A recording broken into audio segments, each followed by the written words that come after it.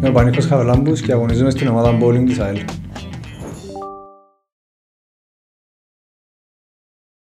Το ταξίδι στο bowling ξεκίνησε λίγο μετά τις σπουδές. Βασικά ξεκίνησε σαν fun bowling με κάτι φίλους.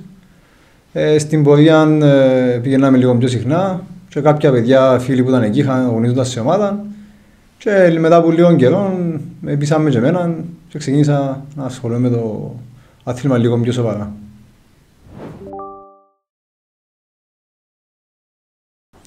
Είμαι καινούργιος παίκτης στην ομάδα της ΑΕΛ. Ευχαριστώ τα παιδιά που με δεχτήκαν στην ομάδα και θέλω να τους βοηθήσω λίγο.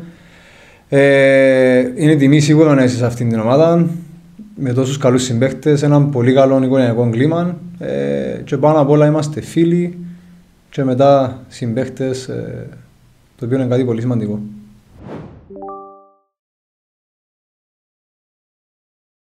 Λοιπόν, δεν μπορώ να πω ότι έχω κάποιον συγκεκριμένα το οποίο έπαιξε μεγάλο ρόλο. Σίγουρα στα 20 χρόνια που είμαι στο χώρο του bowling προσπαθώ να παίρνω διάφορα από διάφορους ανθρώπους, δηλαδή κάποιος έχει κάτι διαφορετικό να σου δώσει.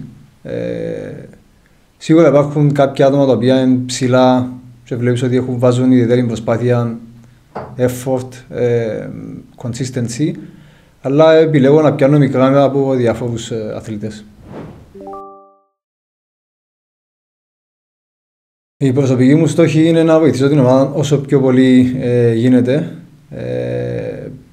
Και τούτο βγαίνει μέσα από την δουλειά, την προπόνηση. Και μπορώ να πω ότι οι συμπαίκτες μου με έχουν βοηθήσει αρκετά, γιατί δεν έχω περάσει ποτέ από το στάδιο να έχω κάποιον προπονητή, κάποιον να βοηθήσει σε μικρά τεχνικά θέματα. Και το βοηθά πάρα πολλά. Οι συμπαίκτες φέτος έδωσαν μου πολύ σημασία σε αυτό το κομμάτι. Και ο στόχος μου είναι να πάω όσο πιο ψηλά γίνεται για να βοηθήσω όσο πιο πολύ μπορώ την ομάδα. Οι στόχοι μας φέτος είναι πρωταγωνιστικοί. Είμαστε έναν πόντο πίσω από την κορυφή και ουσιαστικά θέλουμε να κατακτήσουμε το πρωτάθλημα αλλά και το κύπελλο. Όσον αφορά το Παγκύπελλο που αγωνιζόμαστε, είναι να πάμε όσο πιο ψηλά, γιατί είναι ένα δύσκολο και απρόβλεπτο πρωτάθλημα και ελπίζω να είμαστε στους στόχους μας.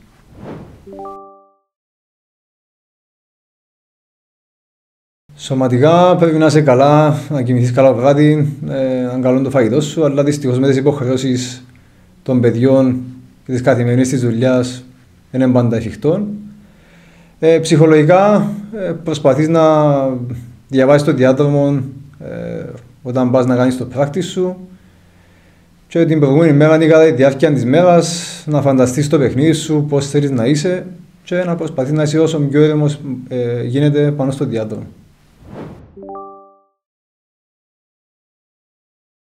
Θεωρώ ότι κάποιος που θέλει να ξεκινήσει το bowling, όλοι ξεκινούμε από το fun, αλλά για να πας στο επόμενο επίπεδο θέλεις σκληρή δουλειά, προετοιμασία, να έχεις τα αυτιά και το μυαλό σου ανοιχτό για να ακούσεις τις συμβουλές των συμπαικτών σου. Όμως θεωρώ ότι είναι πολύ σημαντικό να ξεκινήσεις από τα βασικά με έναν προπονητή, γιατί οι μικρές λεπτομέρειες κάνουν μεγάλη διαφορά στο τέλος της μέρας.